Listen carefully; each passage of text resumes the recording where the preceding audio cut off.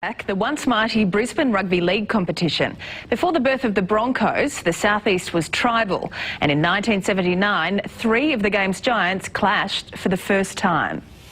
It's the team in the blue and the white. It's the brothers, the team that's superior to all the others. Each Brisbane team had an anthem and army. In 1979, Wally Lewis debuted for Valleys, Mel Meninga for Souths. Wayne Bennett was the new Magpies coach.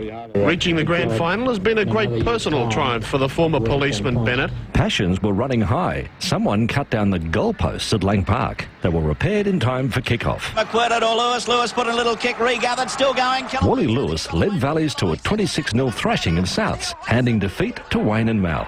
It was a golden era of rugby league as far as rugby league is concerned here in Brisbane and Queensland. Greater success for the pair wasn't far away. Meninga, quick hands and they'll do it. No, he dummies, goes himself out of a couple, still going. Meninga, he'll score. It was in the Brisbane League the super coach honed his skills and his handling of the media. Any particular players you'd like to pay tribute to? 13 of them. They were great. Queenslanders grew up backing local teams. And as kids, we used to run around in Brisbane teams jerseys like your Norths and Souths and that. We certainly weren't wearing Sydney jerseys. We knew of the Sydney Grand Final, but certainly the prominence was our competition, and that was in Brisbane.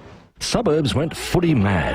The Wynnum Manly area is ablaze with red and green in keen expectation of a Seagulls win at Lang Park on Sunday.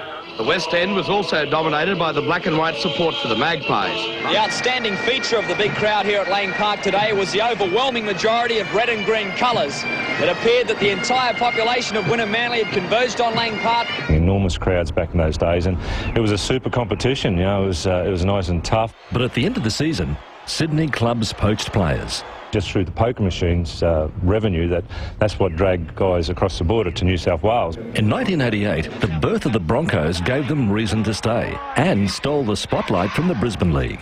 Council ditch digger Alan Langer was lured from the Ipswich Jets. Probably disappointing for the Brisbane League, but you know, certainly, you know, playing for the Broncos was the highlight, and then the boys didn't have to go to Sydney.